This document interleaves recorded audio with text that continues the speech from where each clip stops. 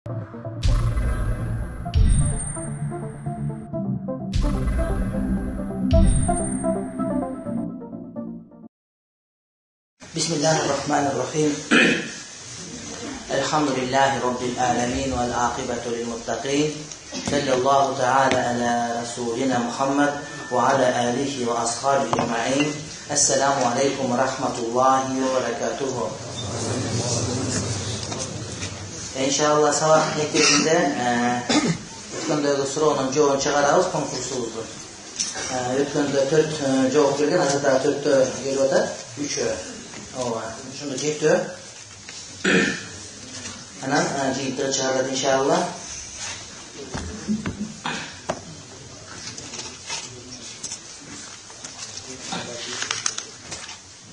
Анан өткендегі жауаптағы сұраулардан мен зарыл есептеген 3 суроону бөлүп алдым.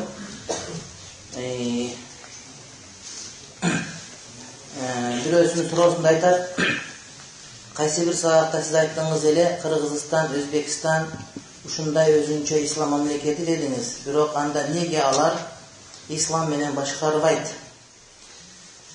Жума күнү жумага жөнөтпөйт, жолук салууга тыюу салат, даватка уруксат жок, алар эмнеси ислам мамлекет дейт.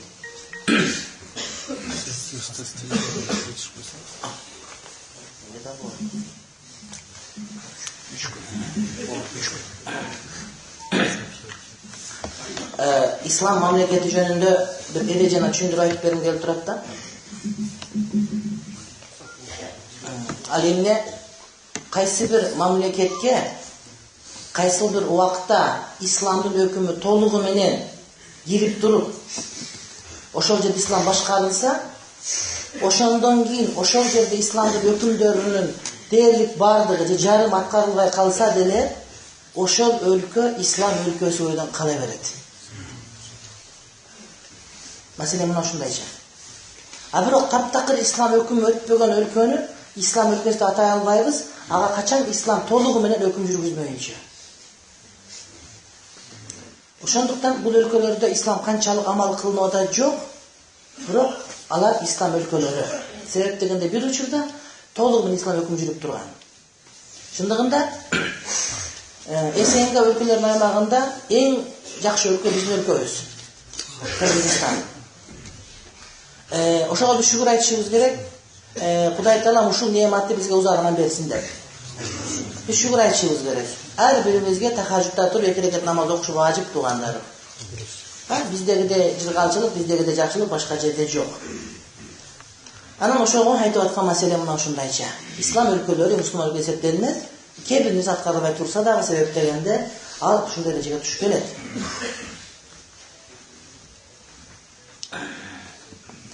Экинчи бир суроосу: даарат алганда алып бүткөндөн кийин бетинен же колунан суу тийбеген жер калып кетсе, daaratты кайра алыш керекпи же ошол жерди суулап койсо болобу?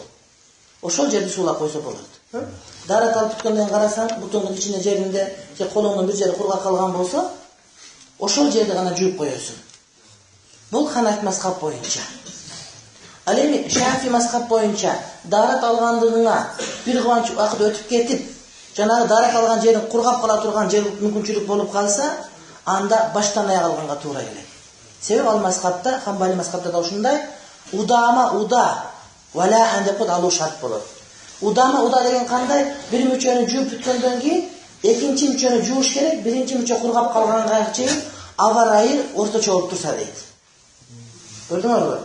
Демек аларда мына ушундай. Туурасы биздин мазхаб иншалла, ал бир саат өтүп кеткен болсо дагы ошол жерде өзүң гана жууп койсоң, ошону менен же шлетең менен жалап койсоң дагы жарай берет. Анан бул жерде бир Жумгал районундагы Чаек айылындагы бир аз мурда окуя экен.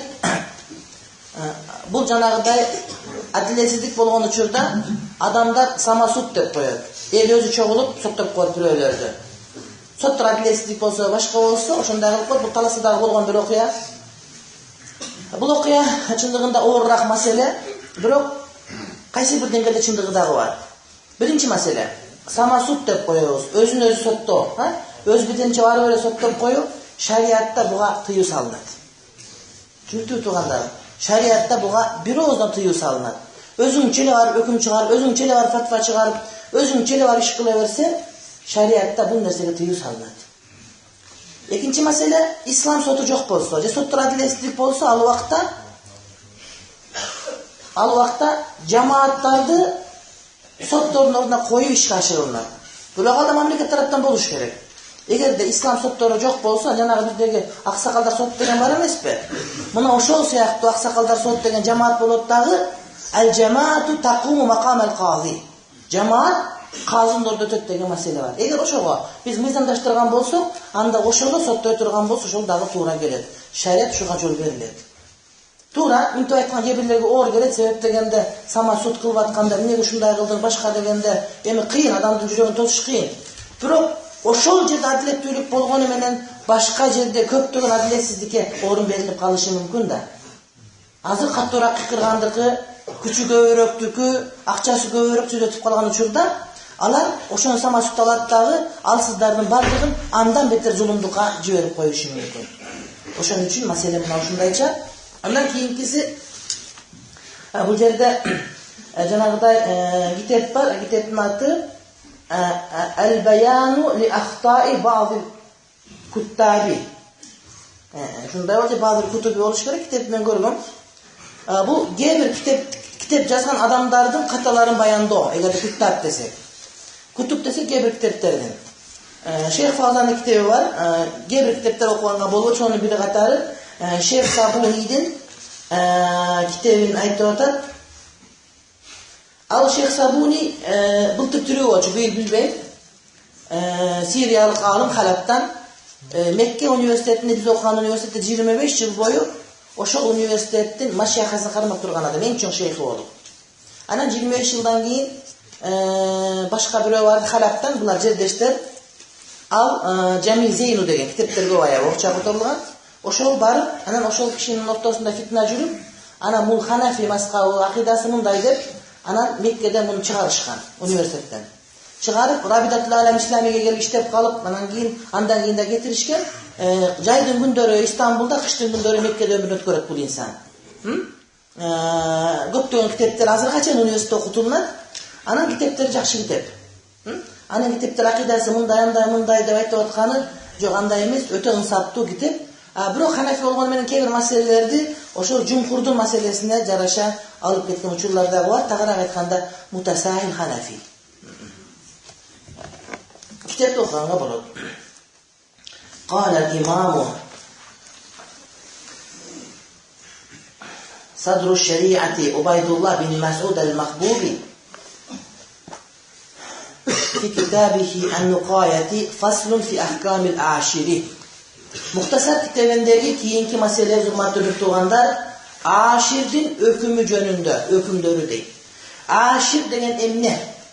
Aşir degenimiz Arap dilinde aşşara degen etiş var. Fulanun aşşaral kavma. Palanca cemaatka varıp üşürün toplop geldi dese o şöyle aşir de koydu. Demek aşirun degen ısım bu üşürdü toptoğun adam degen söz. Üşürgü aytılınğanı menen bul жалпы жондан садакаларды, зекеттерди топтогондорго да айтыла берет. Demek aşir degen söz Arap dilinde üşür топтогуч деп айтылынғаны менен бул мамлекет тараптан коюлунуп, ошол адамдардын зекетин, üşүрлөрүн, садакасын жана башкаларын топтой турган инсан. Kur'an-ı Kerim'de bul жөнүндө айтылынат. Zeketіңерді кімдерге бересіңер десе, зекет топтогуштарга деген сөз келет. Жанагы муфтияттан орозо бүтүп топтоп аткан башка деген сөздөрдүн бардыгы ушул маселеге келип такалат. Мына ошол өкүмдөрү жөнүндө. Wa yunsabul ashiru ala tariqi faya'khudhu min al-muslimi rub'al ushri wa min az-zimmi da'fahu. Padişah taraptan, өкмөт мамлекет тараптан атайын жолдорго, чоң жолдорго үшүр алуучуларды, зекет алуучуларды коюп коет дейт. Бул ошол заманга байланыштуу. Ал убакта каттоо болгон эмес. Ал убакта бияктан юридикалык лица жак болду деп кагаз алган эмес дагы. Адамдардын байлыгын ошол кервен жолдор өтө турган жерлерге таможный постторго коюп коюшкандагы өтүп атканда зекетиңи бердиңби жокпу деп туруп, зекетин бергилсе зекетти топтоп алып туруп, мамлекетке төгүп, зекет бере турган жерге бөлүп бере турган адамдарды зекет алуучулар деп койгон. Бул адам мусулмандардан руб'ул ушур 40тан бирин алып турган. 40 кой болсо бир койун алып, же 40 дирхам болсо бир дирхамын алып, жанагыдай 200 дирхамдан көп болгон болсо. Wa min az-zimmi di'fahu alami zimmidan 40тан 2 алып турган. 40тан 1 эмес, 40тан 2 мусулмандан алган 2 көп алып турган. Мусулмандан алган зекет деп айтылынса, алами зимми дегенибиз мусулман мамлекетинде жашап, мусулман мамлекет атуулугун алган мусулман эмес адамды зимми деп коебуз. Мисалы үчүн Кыргызстан мусулман өлкөсү болсок, биздин бардыгы мусулманбыз дагы, ал эми биздин Кыргызстанда биздин паспорту көтөрүп жүргөндөр, булардын бардыгы зиммилер болот. Булардан эке салынат. Булардан зекет деп алынбайт. Алар зекет бергенге татыктуу эмес. Алар мусулман боло элек, бирок алар биздин жашаган ынтымак жашообуздан пайдалангандыгы үчүн. Биздин көчөлөрдөн пайдаланып, биздин суубузду ичип, ошол биздин мамлекеттин бакубат мамлекетибиздин кучагында ырахатка батып жашап жаткандыгы үчүн. Биздин мамлекетте алардын аялдары биздин аялдардай эркин алышат. Алардын балдары биздин балдар ойногондо эркин ойной алышат. Мына ошол жыргалчылыктын эсесине булар 2 эсе төлөп турат. Мына ошол жолдордон алынат. Мына ушул деген сөз, урматтуу бир туугандар, ислам мамлекети атайын зекет фондторун ачуу керек деген сөз. Зекетти ар ким өзү билип бере берет, же айыл жерлеринде бар адамдар бар, жок биз өзүбүз берип коебуз, ана миттебиз, антебиз деген сөздөрдү сүйлөшөт. Машина номерду айтсаңызчы. 32-18 алып койсоң тосуп калыптыр. Алат. 07-45 да алып коюңуздар.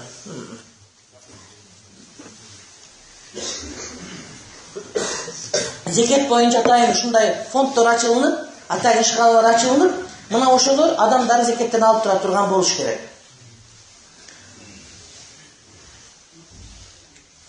Бул боюнча Азирети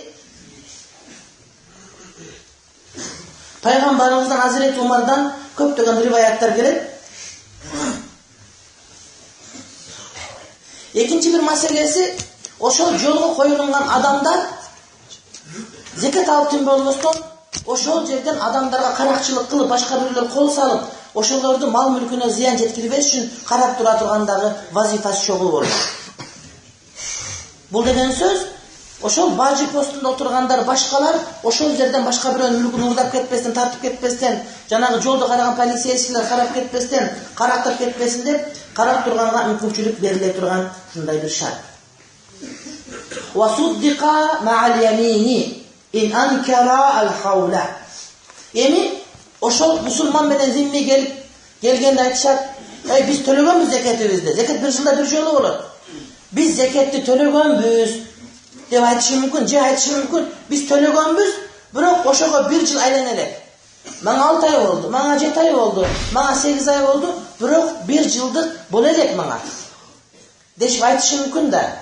Десе, суддика ма'ал ямини, аларга ишенилет, касам ичип айтышса. Валлахи, Кудайдын аты менен касам ичип айтам, менин зекет бергениме бир жыл толо элек, дагы мөөнөт бар деп айтса, анда буларды зекет алышкан эмес. Албетте бул ошол учурда мамлекеттүүлүк өзүнүн күчүнө келбеген учур болгондуктан касам менен чектелишкен, азыркы учурда андай эмес. Азыркы учурда эмне кылыш керек болот? Касамга алып барбастан, ошол зекет фонддоруна төлөй турган болсо расмий түрдө, ошолор кагаз жазып берет.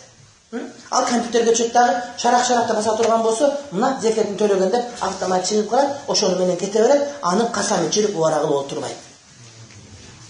Паспортунун бир жеринде, дагы бир жеринде кагазы болуш керек, ошону менен кетиш керек. Кадимки азыр налог эсептегенде эле кем. Ал налогдун тартибинин бардыгын каяктан чыгарышкан билесиңерби? Ушул биздин китептерден алып туруп эле күлтүрдү жазып коюшкан. Болду. Авил фарага минад дайни. Же булар айтышы мүмкүн, менин карызым бар. Ошол карызыман кутула элек, ошондон зекет бере албайм десе дагы, Al kasam içse ağa işenişer. Musulman olsun, zimmi olsun. Azırkı uçurda bunu emniyye kılayız. Azırkı uçurda bunu kompütere girgiz almayız. Sorayız, kağazın barı o der. Kağazı güven barı da aytağız. Bırak şariatımızda karız bergendin tartipleri var da. Kağaz menen karız berişi mümkün, eki güven menen karız berişi mümkün. Jönele işenç arkılı berişi mümkün. Bul uçurda yok meni karızım barı şunçayla dep aytsa, ağa güvap gel başka dep aytpayбыз. Biz aytабыз, kasam iç dep aytабыз. Kasam içken bolsa kutulgan bolat. Ne? Ağa biz işenemiz. Adamga işenir. Demek işenme maselesi bu jerde orunda turat. Avidda'ya ada'ahu ala ila ashirin akhara yu'lamu vujuduhu. Bulardan zekatini töle dep aytып atkanda belgilүү bir başka bir oşol жылдагы бар болгон zekat alуу үчүн атын айтып ошого төлөгөнбүз деп дава кылышса, анда булар да касам ичпей ошого төлөгөнү чын билет. Бирок азыркы заманда касам иштирбейбиз, кана кагазын көрсөт дейбиз. Кагазым жоголуп калган десе, анда номурун айт дейбиз. Номурун айтса, компьютерге салсак, шарак, быйыл төлөптүр, тамам, бисмилля өтө бериңиз деп айтабыз. Саудияда окуп жүргөн учурубузда эми кээде тартиптер бузуп коебуз да. Светофордон өтүп кетесиң, башка болосуң, кээде экзаменге кеч калып аткан болосуң. Анан компьютер шарак тартып калды, өзүң билесиң тартып калганын. Анан төлөбөй жүрө бересиң. Качан Кыргызстанга кетип атканы, Жидда аэропортко барган учуруңда бергенде чырык деп ойласаң, астына кагаз коюп, эмне ушуну төлөп коюп чыгыңыз деп. Карасаң, бардыгын өзүң билесиң, точно билесиң. Ном деп. Анан ошон үчүн биз эмне кылат элек? Кетердин астына 2-3 күн бурун барып алат элек дагы. Анан жанагыдай банкоматтарга барып туруп, атыңы жазып туруп, штраф деген жерде бассаң жазып берет. Урматтуу агачы, сиздин мынча штрафыңыз бар деп. Анан төлөп койгон кагаздан буран аэропортко барасың. Кээде аэропортко барып пулуң жок болуп калса, анда кыйын болот, чыгарбай коет. Мына ошондой тартип бизде кириш керек. Ау иля факирин фи гайри саваими. Алар айтышы мүмкүн, башка бир кембагалга берип койгом деши мүмкүн. Башка бир кембагалга берип койгом десе, анда ага да касам иштиребиз, аны текшериш кыйыныраак болот. Себеби мен зекет алганда бирөө кол коюп бериш кыйын. Адамдын бардыгы зекет алам деп айтышы кыйын. Ага сен подарка деп берген болушу мүмкүн, башка деп берген болушу мүмкүн. Бирок бир жардыга мен бергем деп айтса, ага ишенебиз. Только таксырын бир вопрос бар, касам ичип коюңуз. Бергеним чын деп касам ичсе, ага ишенебиз, ошону менен кетет. Бирок ушул айтканы жан жаныбардан башка нерселер болуусу керек. Алтын, күмүшү, товары жана башка нерселери. Фи гайри саваими, алем саваим бол, уйду, койдун төнү зекети болгон болсо, ага ишенбейбиз. Себеп дегенде, ислам мамлекетинде төнү, уйду, койдун зекетин бергенде эң жакшысы ошол мамлекеттик зекет алуучу аркылуу берген жакшы болот дейт да. Койлорун баарын бир жерге топтоп туруп, анан ким жарды, ким кандай, кимге кандай кой ылайык келет деп туруп, ошону бөлүштүрүүчүлөр бөлүп бергени бул максатка ылайыктуураак деп айтылган. Себеп дегенде кээде биз зекетти бергенде бардыгыбыз бирөөгө берип, экинчи калып калат, адилет болбой калыш ыктымалы бар. Демек жардылардын катмарына бирдей тийген жакшыраак болот. Ошон үчүн дүнүйө мүлк мал боло турган болсо, мына ушуну мамлекет өзү бөлүп берген жакшы болот. Же мамлекет атайын уюштурган ишкана ошол топтоп алып туруп, мына сага муну деп арыздарга жараша бөлүп берсе, бул жакшы болот.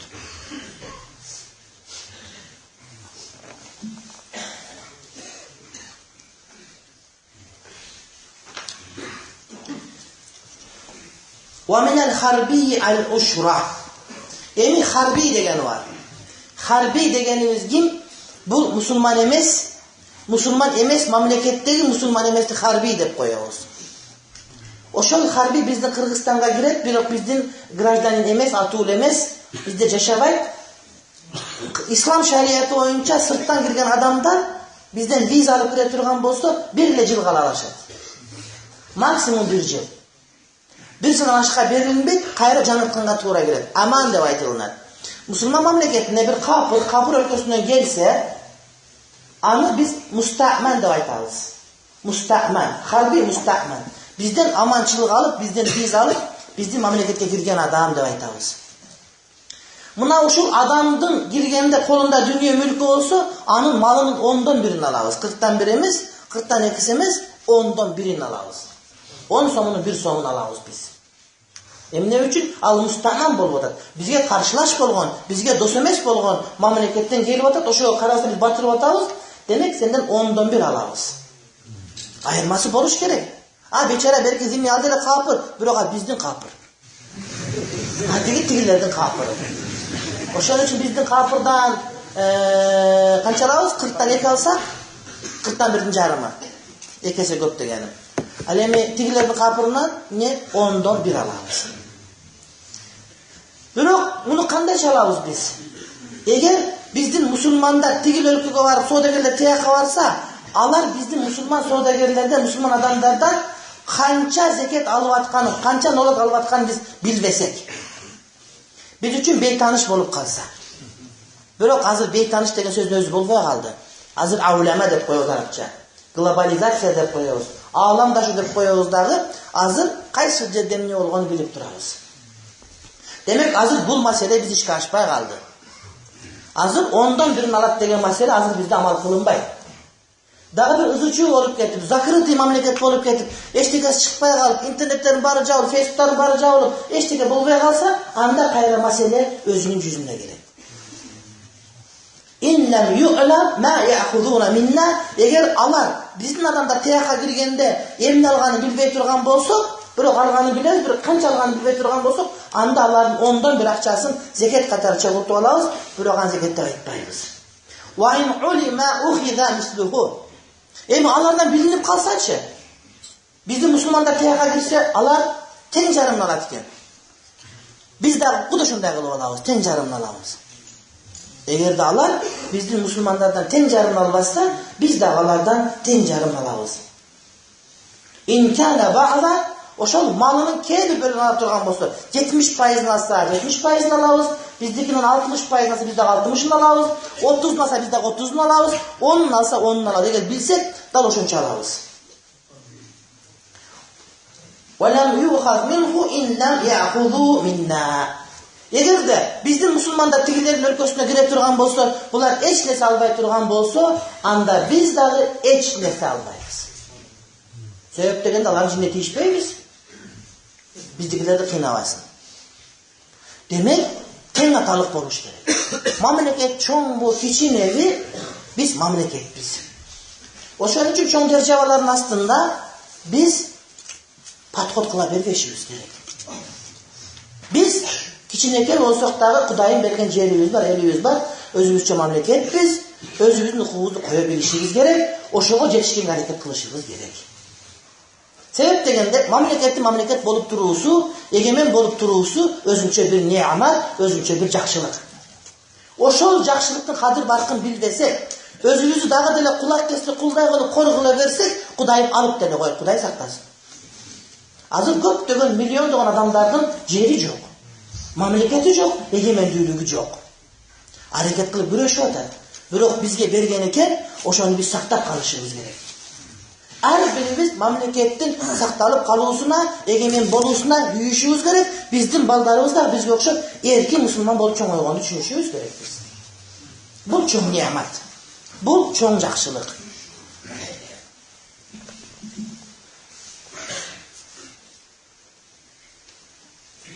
Ва ушира хамру зиммие. Эми зимми адам, зимми деген бул биздин капыр деген сөз. Мунун арак шарабы бар болгон болсо, биз аны тыя албайбыз да.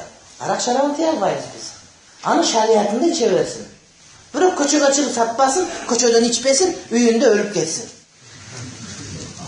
Биз анын динин кармагына тыюу салган жокпуз. Бирок көчөгө кирип ачык чыгып минтип баспасын. Мына биздин Феодосий Москвадан келген ызы чыгып атат, билип атасыңар.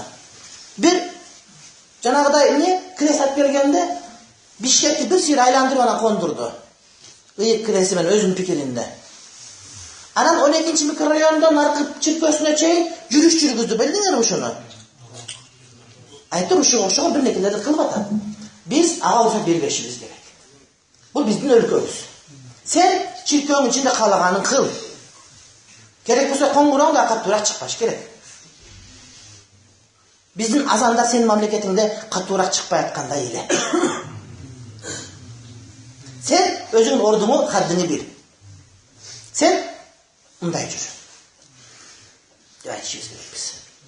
Албетте ар ким өзү барып айтпайт, аны айта турган биздин чоңдорубуз бар, падышабыз бар, парламентибиз бар, булар айтышат, бирок ойлонуп да качышат. Мен кабар угуп атам, алар айтып атышат, бул кичине мында чектен чыгып баратат, башка поп бергиле онун ордуна.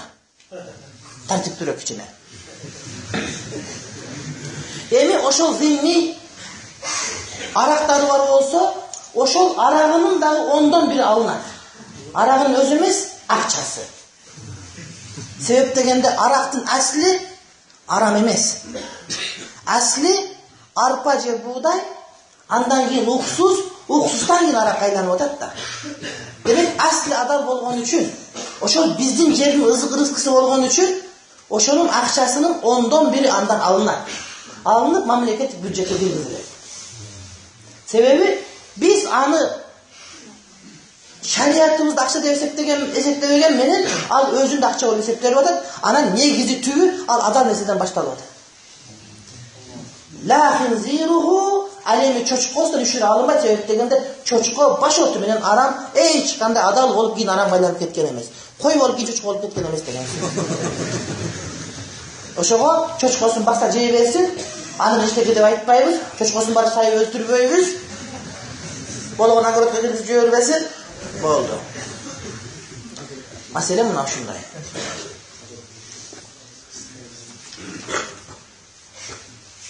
Арактын баасын кантип билебиз десе, өздөрүнөн сурайбыз. Зиммилерден сурайбыз канча деп. Же биздин өзүбүздүн мусулмандардын арак ичип фасык болуп жүргөндөрдүн тооба кылгандарынан сурайбыз. Таксырын кечиресе эми ыңгайсыз болуп турат, биз сурап ала берели. Эми сиз билесиз эми ошону деп сурайбыз. Арак ичип жүрүп фасык болуп тооба кылганынан. Анан дагы деле ичип ошолордой болуп жүргөн фасыктан сурабайбыз. Ал алдап коюшу мүмкүн. Айтат барып, мен силерди арзандатып айтып коем, же мындай кылып, мага кичине куюп бересиңер деп договор кылып алышым.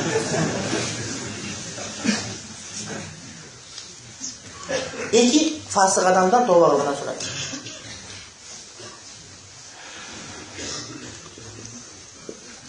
Имам Кархи айтат, ашталбаган арам терилер бар эмеспи? Астандын, мисалы арам өлүп калган койдун, айтор арам терилер. Мына ушулардын өкүмү арактын өкүмүндөй дейт. Себеп дегенде аштап койсоң адалга чыгып калат. Шундай эмеспи? Аштап койсоң адалга чыгып калат. Демек, булар ашталбаган тери шарият боюнча арам, аны кармаган болот, нажас баланын түкүндө өздөрүнчө фалсафа кылса, жок кыжалат болбойт. Биз алып кое беребиз ондан деп туруп, ошол терилердин дагы 10-дон 1 баасын алып туруп, бюджетке кошуп коебуз биз. Болбосо кээ бир адамдар арак боло берет экен деп туруп, арактан бизнесин кылып, бардыгын кыла бериши мүмкүн, эч нерсе төлөбөй калышы мүмкүн да. Этиет болуш керек деген маселе ошондо келип чыгат. Вала амана тун. Ошондой эле аманаттан дагы зекет алынбайт. Бир адам кетип атса, ошол адамдын колунда бирөөнүн аманаты бар экен. Таксырым, ушул аманат сизге 1 жыл сактап бериңиз деп берди. Сактап жүрөсүн, сандыкта канча $100,000 акчаны. Тиги көрөт дагы зекетин чыгарды айта албайт. Себеп дегенде, анын ээси өзү төлөп алса, сен төлөбөйсүң андан. Ошондой эле музараба акчасында. Сага бирөө тиынын берет, акча менден таксырым, иш сизден дейт.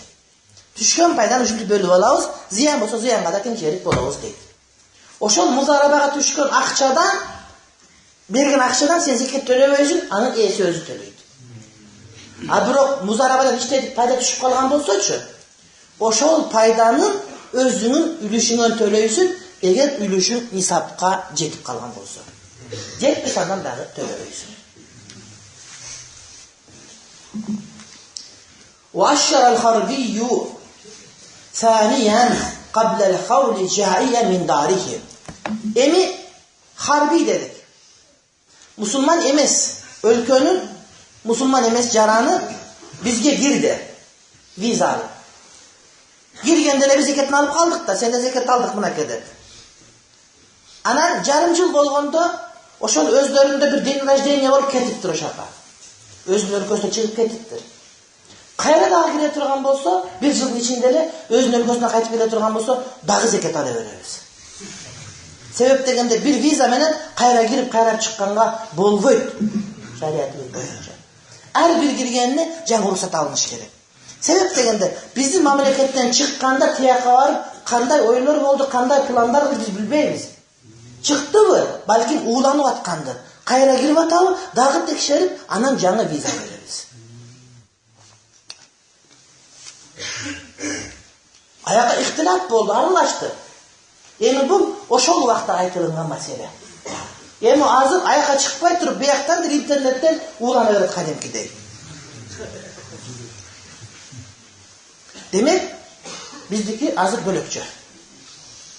Дароо визасын токтотуп кое турган шарттар кирди, бул нерселер биздин шариятыбызда бар. Бирок зекет боюнча сыртка чыгып кайра кире турган болсо эле, жаңы кирген өкмөт жаңы бере берет. Демек, харби адам bir жылда 3 жолу чыгып кире турган болсо, 3 жолу зекет алына берет мында.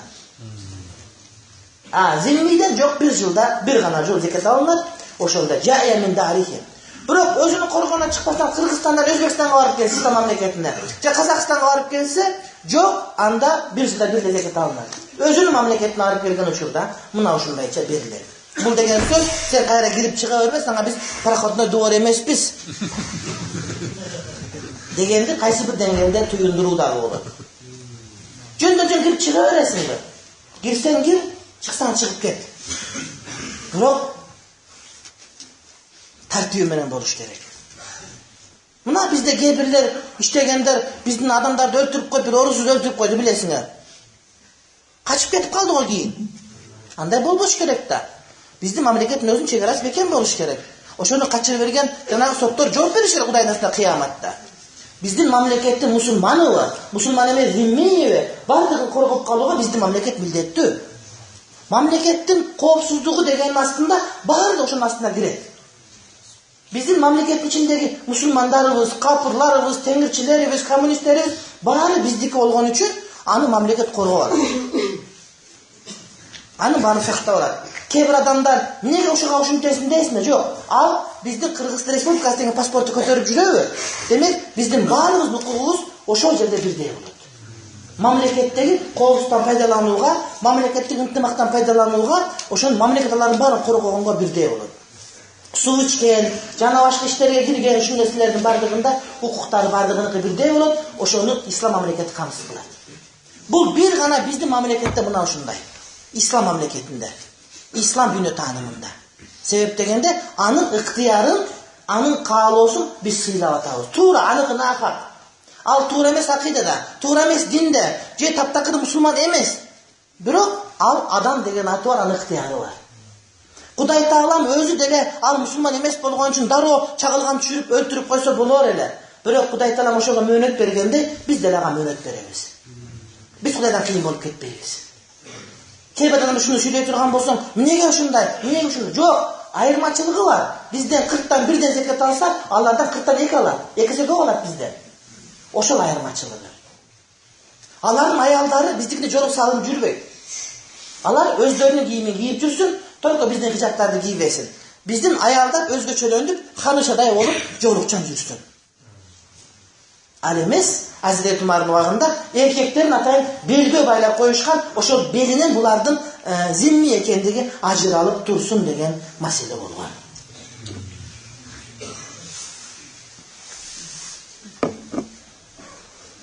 Эгерде биздин динибизди адамдар туура түшүнүшсө, анда бардыгы биздин динге кирет эле, же кирбесе дагы биздин диндин мамлекетиге жашашат эле да. Кийинки биз фаслун фи закатил маадини. Бул кен байлыктар жөнүндө. Кен байлыктар жөнүндө. Таладан нефт казып аласың, сурма казып атасың, кум төгүп алсаң алтын чыгып атат. Жер үйгө алсаң дагы бир неге чыгып атат. Ушул кен байлыктардан, ушулардан зекет кандай берилет? Мына ушул маселе бул Кыргызстан үчүн өтө актуалдуу маселе. وخمس معدن ذهب أو نحوه. Алтындын жана алтындан башкалардын күмүш, мисалы үчүн коргошун, нефт, айтор жердеги чыга турган нерселер, сурма, дагы эмне чыгышы мүмкүн? Kömür dağı, uran dağı, platina köp nesiler çıkar. Oşulardın bardığının 5'ke bölünüp dağı, oşol 5'ten 1 bölügü mamleketin büdjetine getiriliş gerek.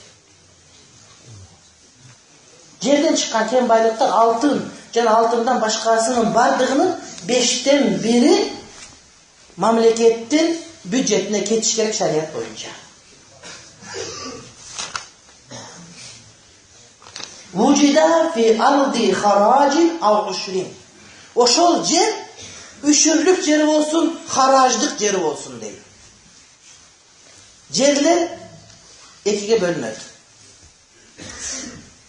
Eğer de musulmançılık gelgende oşol yerlerde yerdeki adamlar İslam dinin öz ihtiyarı menen kabul alışkan bolsa, anda bularga bizim bir tuğanımız boldu.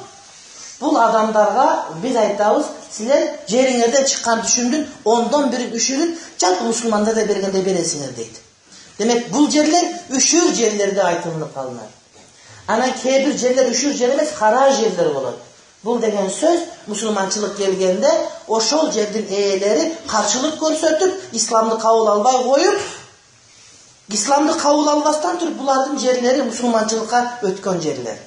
Bular özlerinin dinlerinde kalaverir, biro oşol düşkön yerinden faydasından üşür dep aytılınbayt bulardıkı haraj dep aytılınat.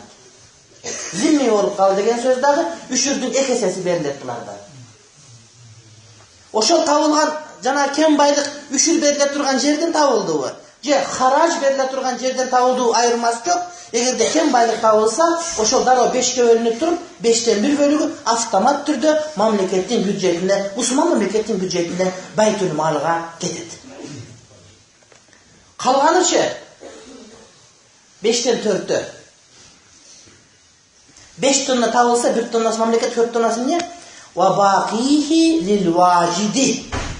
Tapkan adamga beriledi. Kalganı tapkan adamga beriledi. Mamleket öz tapsaçı. Anda bardık mamleketke beriledi. 5'ten 1'i erece oyunca, 5'ten 4'ü dar erece oyunca. Hazır altın tavatkan başka tavatpay mamleket misal üçün. Alар kандай mamleket atayın institutları var. Geologiyalыk başka ilmi izilde bir nekeler. Oşolor kameradan qarap başka kılıp mamleket öz tavatkan bolsa, demek oşonun bardığı mamleketти kesip ötüp keteberedi. Sebep degende mamleket öz oşonu tavatadi. Eğer de jeke işkanalar işlep turup, mamleket jeke işkanalar atayın şart tüzüp berip turup iştegile dese, oşol jeke işkana öz tavat turgan bolsa, anda jeke işkananın mençigi oluş gerek dagı, 5'ten 1 avtomat mamleketke kalgandardığı jeke işkananыкы oluş gerek. Bирок bular oşol mamleketin atuğuldары oluş gerek. Kalganдар жөн эле жалданма болуп иштеп берет бизге. Musulman mamleketin adamları oluş gerek. In lam tumlakil ardu. Bирок bir şartı menen oşol kem baylık табылынған жер эч кимдин ээлигинде болбош керек. Болгон мамлекет карамагындагы жер, бирок эшмат ташматка бөлүнүп кызыл китебин колуна албаган жер болуш керек. Түшүнүктүүбү? Кызыл китеп алынбаган, көп билбейм кандай китеп айтып, бир китеп алынбаган, бирок жалпы мамлекеттин өзүнүн территориясына кирген жер болуш керек. Wa illa fali malikiha. Эми андай эмес, бирөөнүн жеринен чыгып калсачы. Бирөөнүн менчиктеринен чыгып калсачы десе, анда 5'ten 1 дагы деле мамлекетке, ал эми 5'ten 4'ü жердин ээсине берилет. 5'ten 4 жердин ээси. Мисалы үчүн кандайча? Ошол бир адамдын жери бар, 5 гектар 3 жери. Ошого дыйкандарды салып койду, жер казып атчат. Казып атып илинип кетип караса эле ошол алтын жыгып калды мисалы үчүн. Мен таап алдым деп айт. Эми тапканда сүйүнчүк пул бериши мүмкүн. Бирок ошол жердин ээси 5'ten 4'ün өзүнө алат дагы 5'ten 1'in мамлекетке өткөрүп берет.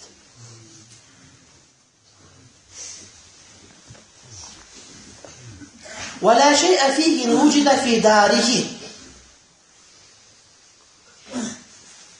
Эми адамдын үйү, коргону, жер тап коргону болсо, ошол коргондун ичинен табыла турган болсо, буга эч нерсе берилбейт. Бардыгы өзүнүкү болуп эсептелет. үйün içine чегарасында өзүнүн үйүнүн үлүшү эмес мындай коргону. Таладагы жер эмес коргонунан бир кен таап ала турган болсо, же бир тесте нефт быр деп чыгып кеткен болсо, кранды кадап коесуң да ачып алып сата бересиң бензин. Шариат боюнча мына ушундай. Эгер ошол жериң менчик болсо, бирок бизде жерлер менчик эмес болуп калышы мүмкүн.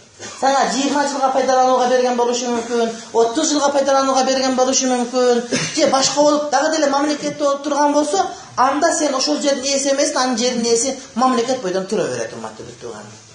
Кээ ушундай эмеспи? Кээ бир жерлер бар бизге убактылуу пайдаланууга берилет да. Бул деген сөз ижара калдың деген сөз, аны түпкү ээси мамлекет, анда мамлекет өзү ала берет деген сөз.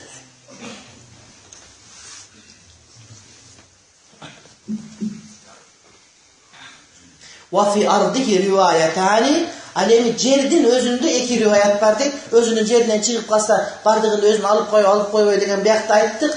Жердин ээсине берилет деп, бирок эки түрдүү маселе бар.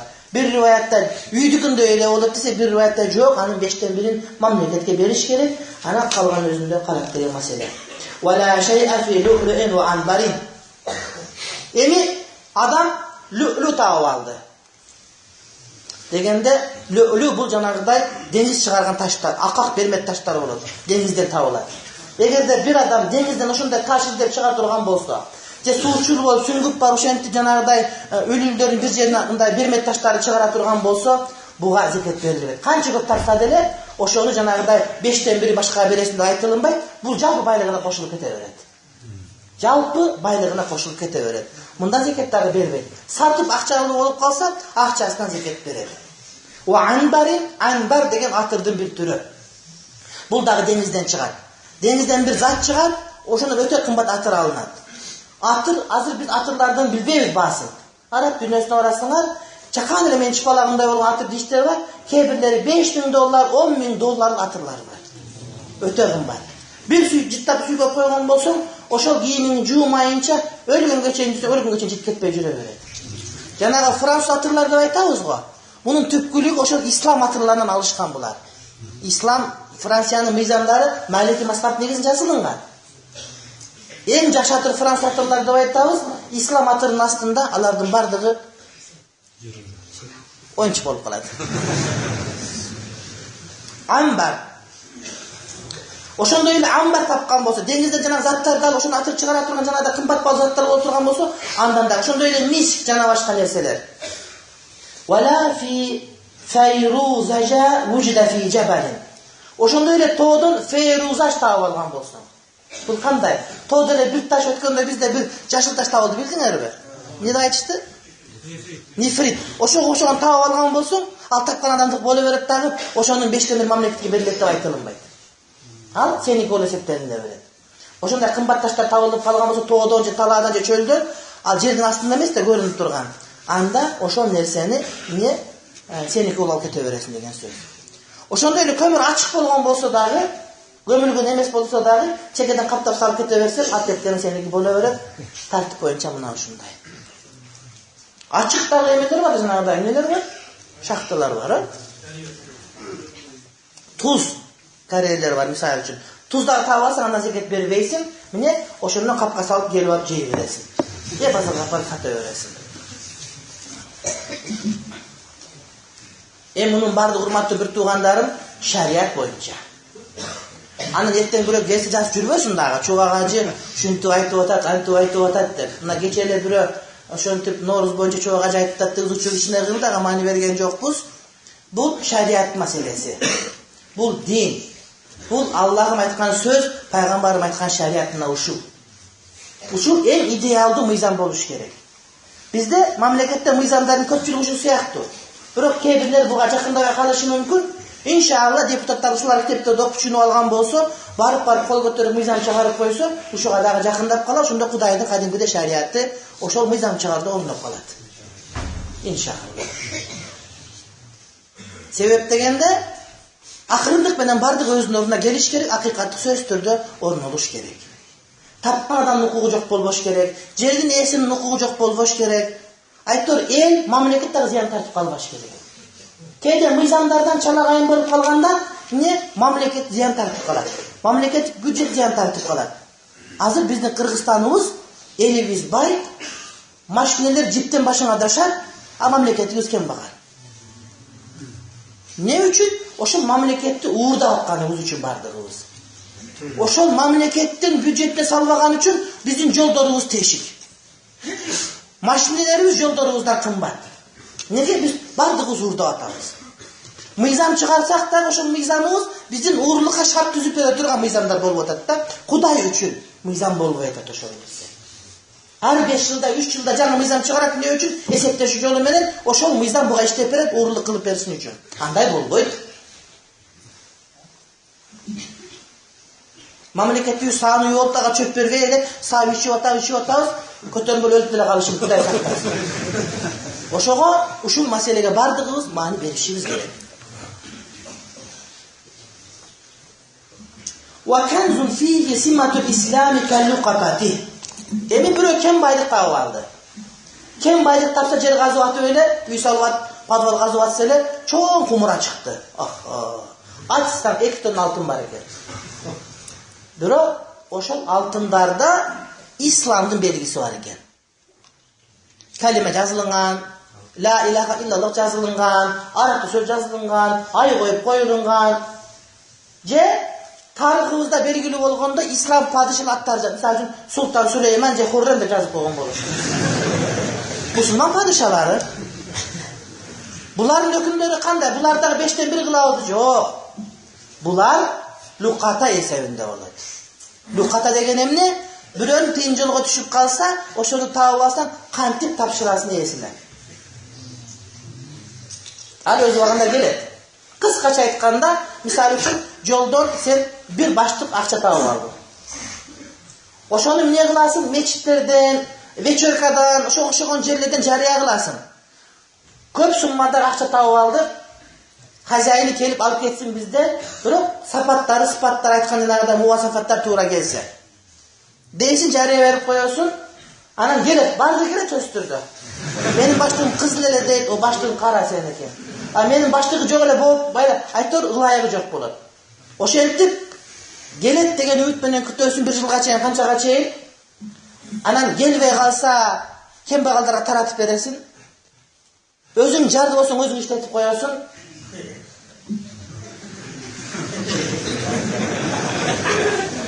Bırak, oşundan keyin gelip sana tölep veresin.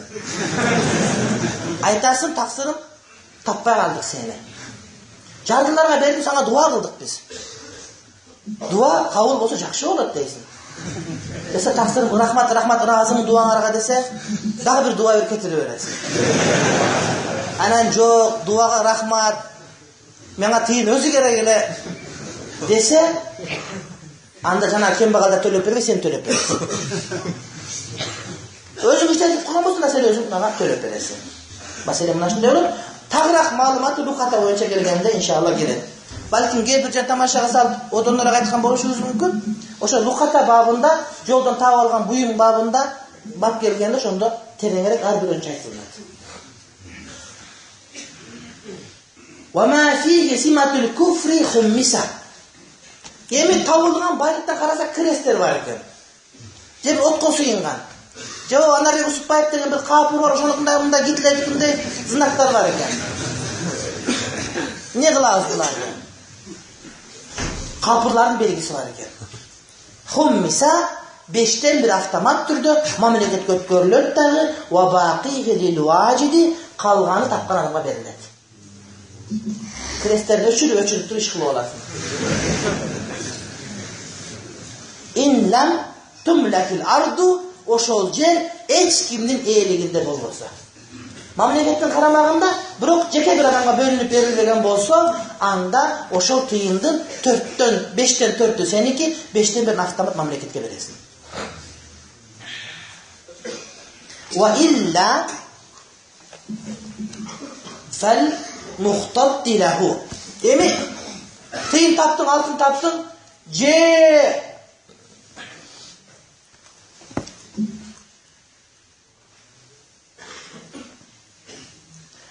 tıyın taptın, bırak oşol jerin eğesi var eken. Jerin eğesi var, hacayini var eken. Niye kılasın dese, oşol jerdin hacayinin birinci хозяине берилет дейт. Биринчи хозяин ким? Ошол жер мусулман мамлекетин карамагына өткөндө биринчи кимге бөлүнүп план болуп кесилгенде кимге берилсе, ошого берилет. Андан сатып алып бияка келген болушумда бирөөгөчү жок. Эздеп арасындагы биринчи кимге бөлүнсө, ошонун акысына бул жер жанагы 4төн 1, 5тен 4тү берилет. Же анын мураскерлерине берилет. Бирок азыр заман узарып кетти. 14 кылым болду. Ким экенин билбей калдым. Ошондой болсо, ал убакытта эмне кылабыз? Ошол билинген эң алыскы кожоюнга берилет. Билинген эң алыскы кожоюнга берилет. Тарых булактарынан биз жеткен, кимге жетпей кала турган ошого берилет. Балким 30 жыл мурдагысы билинеттир, балким 50 жыл мурдагысы билинеттир. Айтор бизде ким билинсе. Азыркы учурда бизде жанагы жерлердин баарын документтер, кагаздары бар. Кимден ким өткөн деп ошондон билип алып туруп, акыркы жеткенче кимге жете турган болсо, ошого берип коебуз. Бирөө мамлекет кетеби? Ооба, бирөө мамлекет кетет. Бирөө мамлекет. Тапканга сүйүнчүк пул беребиз, сүйүнүп кете берет. Вариказу сахра дарил харби куллуху лилмустаманин важадаху. Эми Дарул Харбтын талаалары. Дарул Харб деген мусулман эмес өлкө, мамлекет. Ошонун эстеген дозу жагы урматтуу бир туугандар, шайтан кирип аяк тиш кылат. Эстегенде. Bir мусулман адам мусулман эмес өлкөгө виза менен кириптир. Анан кирип талааларында жүрүп, ошол Дарул Харбтын эң талааларынан кен таап алыптыр. Кен таап алып туруп, бардыгын рюкзакка салып, унчукпай мамлекетке өтүп келе берди берака. Не болот десе, куллуху лимустаманин важадаху. Ошол тапкан адам өзүнүкү болот дейт. Эгер берака ошону келе алсаң, урдабайсың жерде, таптың, эчкичтик айткан жоксуң, рюкзакка салдың, астын көтөрүп берака өтүп келе бердиң, бизге келип айттың, биз айтабыз, таксырым, андай болсо, ошонун бардыгы сеники. Деп жооп айтып беребиз. Wa in wajadahu fi darin minha raddahu ala malikiha. Бирок ошол Дарул Харбтагы бирөөнүн үйүндө агырот казып иштеп таап алган болсо, тапкан дүнүйөнүн бардыгын ошол кожоюнга берет. Бул Дарул Харбтын өлкөсүндө, бирок жеке бирөөгө берилбеген жерден тапса, бирок бирөөнүн коргонунда иштеп атып, эшигин астам аркасында ошол жерден таап алса, тапкандыгын бардыгын кожоюна берет, ал өзү кааласы ыраазы кылып, эмне сүйүнчү акчасын берет. Wa in wajada rikaza mata'ihim fi ardin lam tumlak khummisa. Эми алардын дүнүйө мүлктөрүн таап алды. Алтын, күмүш, токумдар, жанагыда сооттор, же ошого курал жарак, айтыр бир нерсеси таап алды, бирок тапкан жери эч кимге таандык эмес. Ал мамлекеттен мурда башка мамлекет болгондор, мисалы үчүн, эмеден Эресайдын боорунан таап алсаң, ал балким биздики болгондор бир убакта, чынбы? Азыр эми башкалардыкы болуп турганы менен. Таап алсаң, бирок ошолорго таандык кийимдер болгон болсо, ошолорго таандык буюм тайымдар болуп турган болсо, бирок белгилүү бирөөнүн жери эмес, жалпы мамлекеттин жери болсо, бул убакта 5тен 1 алып каласың дагы, калганын ошолорго бересиң. Жок, астагфирулла. Аларга бербейсиң. 5тен 1 мамлекет көткөрүп бересиң, ал эми 5тен 4-ün sen özüňe alasın. 5тен 4-ün sen özüňe alasın anı. Oğa. Muna uşunu menen, urmatlı bir tuğanda bizdin bugünkü sababımız etegenizde kiyim meseleden baştalar. Bir mesele var. Muna 5tен 1 de atmayız mı? 5tен 1 degenimiz bu zekat berilgende berilbey. Zekatın öz neleri var da bunu beriş gerektir. 5tен 1 degen avtomat türde mamleketin büdjetine kete berip mamleket özünün çarvasına anı giriştep jiberet. Al kadimki zekat tikinde emez. Bu bizde jana Maliki mazhabda mına uşunday çelemi Şafilerde bundan başkaçarak. Allahu alem bis-savab. Usulü gene bu. Cevapları. Cevaplar boyunca eken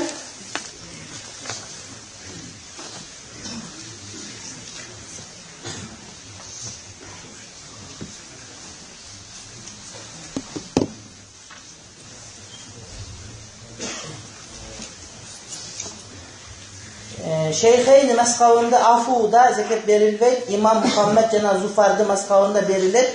Sebep Allah zekat maldın niyamatligine şükür kılуу üçün vacip bolgan jana bardyk mal uşul manide birday. Alemi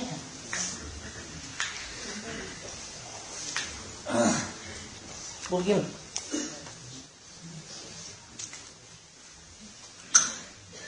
Bu talaş meseleni öz mesele mınday da tuğandarım. Muhtasarda ibarat var, şu ibaratты men şu kim düşündürüp alıp gelse degen mesele vergenmiz, ibarat mınday ele bizdeki.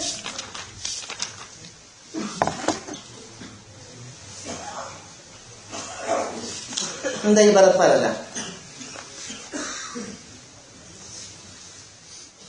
Wal halaku ba'dal havli yasqutu bi hissatihi dedik. Eğer de bir adamın nisabı olup durup zekat veriş gerek olup durup bir yıl tolgandan keyin janağı malı ölüp kalgan bolsa, anda oşol adamdan ölüp kalgan sanına jaraşa zeketin jarımı sakıt bolat dep atabız da. Misal üçün 40 koy oldu, bir koy veriş gerek, bir yıl oldu. Bir yıldan keyin 40 koydun jarım ölüp kaldı, 20'sı kança koy zekat veriş gerek? Jarım koy zekat veriş gerek. Bunu barımız düşündük. Bu 5. Biroq uşul jerde bir sıra oturup kalat da. Bunun 80 koyu bolsa-çı der. 80 koyga kança zekat veriş gerek ele? Bir koy veriş gerek. 80 koydun jarım ölüp kalıp 40 olup kaldı. 40 koyu kaldı. 80 koyga bir koy veriş gerek ele.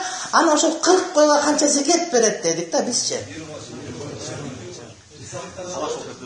Mına masele uşul jerde. Jarım koy. Masele mına uşul jerde. Bizge oşonu düşündürüş üçün mullaylık muhtasar metni aytып atat. Ve zekatu fil nisabi lel afvide. Zekat nisapta olup afuda emes bolot dep aytып atat da. Bul degen sözü 40'tan jogu 80 var o 80'ge çeyinki. Anın barı jogu birdey degen ele söz. Ha? 80 koyun barı yok, bayırmaş yok bizge. Bizde 40 koy etibar kalınat, anan keyin 80 koyun etibar kalınbayt deydi.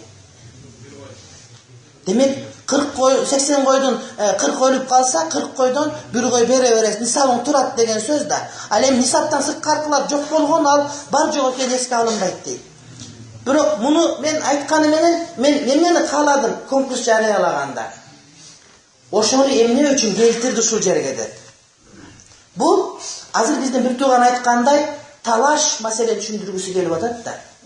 Bu Şeyheyndin İmam Abu Hanife Abi Yusuf'un pikirinde bu nisaptın özüne bayınattagı iki nisaptın ortasında 40 koyga bir koy 121 koy 2 koy verilir mespe. Ortasındaga zekat baylanbayt deyip turup oşonu taktap atkandagısı. Sebebi İmam Zufar menen anda murda İmam Muhammed ekөө aytat, "Jok, afuga dagı berilet" deydi. Bulgandayça, eğer de 80 koyu olsa 80 koyga bir koy vacip bolboybu. Oşonu 40 koyup kalsa, bu jarım koy zekat beriş gerek dep aytышат da. Sebep degende şariat boyunca 40 koy emes, bunun 80 koyu var. Oşo 80 koydun jarım ölüp atkandan keyin, demek 80 koyga bir koy vacip bolsa, demek jarım ölüp kalsa 40 koyga jarım koy beriş gerek ele munuku. Bundan bul bölök dep alar da özünçe bir mesele alıp kelet da. Muhtasardın matninin manisi oşol İmam Zufar menen İmam Muhammed'in fatvasına amal kılınbay. Fatva Abu Hanife menen Abu Yusuf'un fatva kılınar degendi men aytkanды kaladım da. Men şunday kaladım, bir adam bana жазып berse.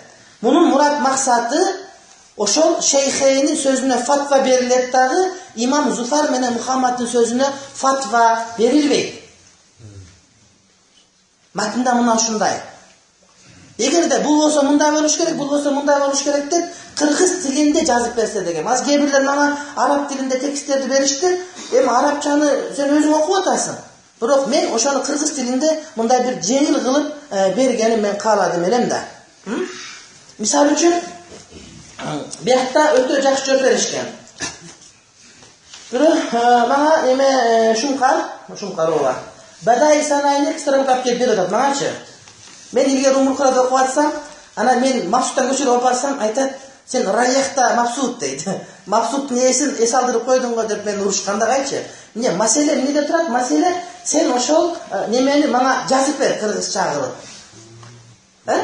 Өзүңүн сөзүң менен түшүндүрүп айтып бер мага деп. Биякта жазып мынакей. 80 койдун 40 жок болуп кетсе да, бир толук кой берилет. Тухфатул фукахан шархына туура. Бул жыйынтык сөз.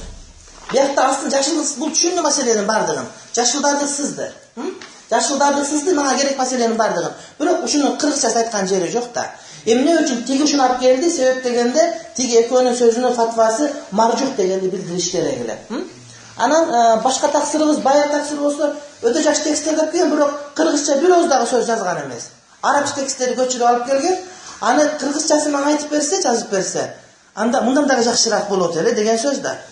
Биз кыргыз тилинде кыргыздарга маселе айтабыз да. Ошого маселенин кыргызчасын берсеңер жакшы болот эле. Кыргызчасын берсеңер жакшы болот эле. А биякта бир тууганыбыз Мапсуттан алып келген, бирок Мапсуттан алып келгенде биз айткан сөз жок бу жерде.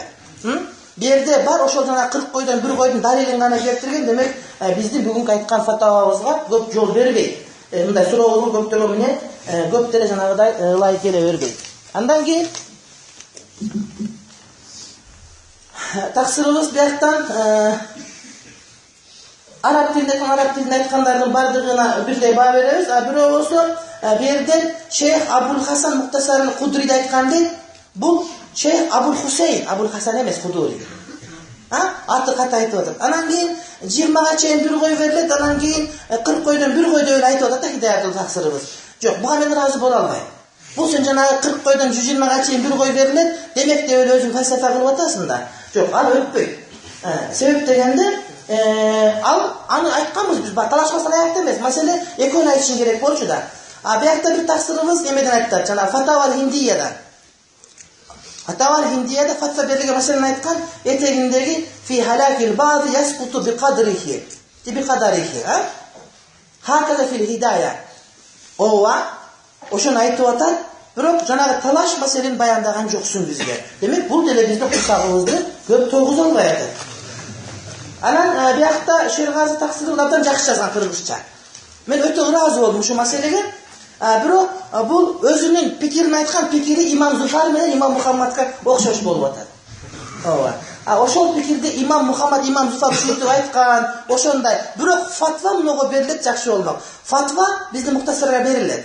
Фатва 80 койдун жарым өлсө деле бир кой бериши керек болот. Бирок бунун иштихатында мени жок жарым кой бериш керек деп атат. Бирок мага жактай эмес. Себеп дегенде кыргызча жазып, анан бир канча китептерди окуганын көрүп атам.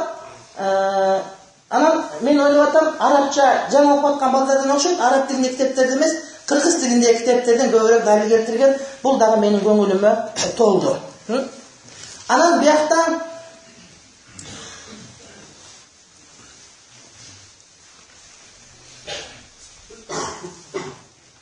Шейх Элди маскабында зекет берилбейт, Имам Мухаммад жана Зуфардын маскабында берилет, себеби алар мындай деген. Ооба, бирок тияктагы эмне үчүн алып кел деген жок, бирок ошол маселенин жарымына чейин барып, маселени кат мисалы үчүн мага өтө мындай жагып турат да, жарымына чейин барып ошол жака кетти. Ята бирөө хашиядан окшойт, Мухтар Дарури. Мында дагы бир кыргызча жок. Ооба, кыргызча жок, бүт арабча. Бул дагы бүт арабча.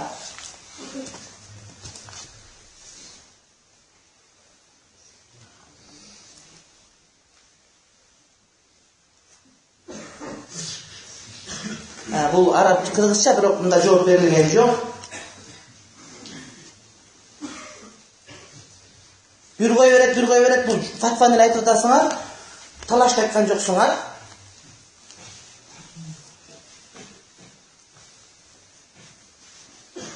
Абу Ханифа менен Юсуф 80 койдон 40 кой жогосо бир кой берет дешет. Имам Мухаммад жана Зуфар 40 койдон 80 койдон 40 кой жогосо бир койдун жарымын берет деп бул хадисте айтат деп хадисте келген. Фатва ушуга берилет деген дагы сөз мындай өтө толук эмес болуп атат да.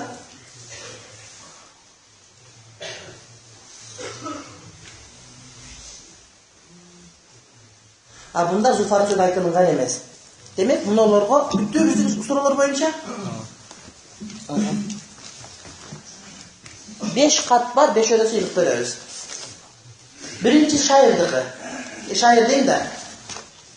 Şunkardığı. Açak. Baktığınızın formulası. Anam aslında inşallah yazıp verin. Açarısın. Şair var. Kime Şunkar var. Al ki. Tur diyedir görürsün seni. Müştakit talebelerimiz. Üniversite okut. Bismillah. Allah razı olsun. Çarşılarım üniversite organında. Şeyh Bayırdıkı. Öte hareket bu Türk kitaptan alıp gelgen. Arkadaşlar biliriz. Arap Kırgızçası çok bulgun. Öbürü kiyingisinde müdakil bayıp da öyleyiz inşallah. Üniversitede bizde muhallim öte müştakit talebelerimizdir. Allah razı olsun.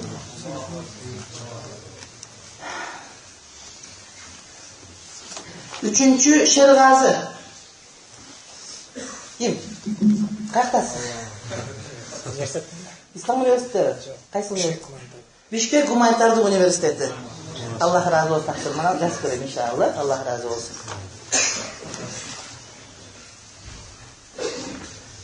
Bu kimdiki? Siz gelin, sartan siz. Yok, parkta okuyusunuz. Medakademiyada. Kaç yıl kitaptan götürüyorsunuz bunu? Geliniz, atın tur ayttılar. Medakademiyadan gördünüz mü? Takbir ayttılar tuğada, Medakademiya. Allahu Ekber, Allahu Ekber. La ilahe illallah, Allahu Ekber. Allahu Ekber, ve lillahil hamd. Maşallah. Geliniz taksırım. Medakademiya. Ortasına tekstlerde. Kırgızçası da var, Arapçası da var.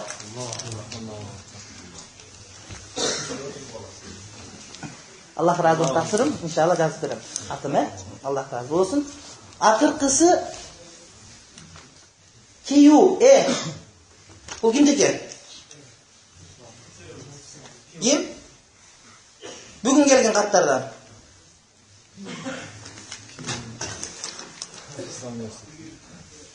At yok.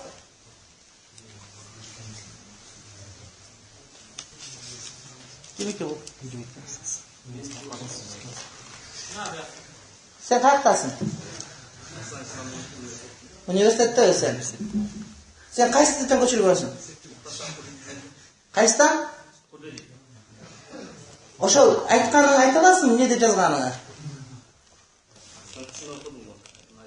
Ha? Ayt oşo mu? 80 koydan 40 koy ketip kalsa, жоғалып кетсе анда bir koy verettir, İmam Abu Hanife men Ayşe kitabı 100 koydur. Ağa karşı dergi anday bolboy. Belki kim? İmam Muhammed men Zufar. Ular mütole gidenler de hadiste aytmışlar.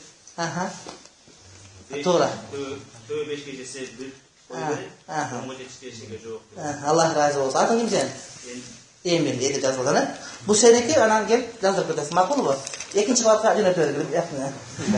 Allah razı olsun. Acınatör gibi yapmıyor. Allah razı olsun. Acınatör gibi yapmıyor. Allah razı olsun. Acınatör gibi yapmıyor. Allah razı olsun. Acınatör gibi yapmıyor. Allah razı olsun. Acınatör gibi yapmıyor. Allah razı olsun. Acınatör gibi yapmıyor. Allah razı olsun. Acınatör gibi yapmıyor.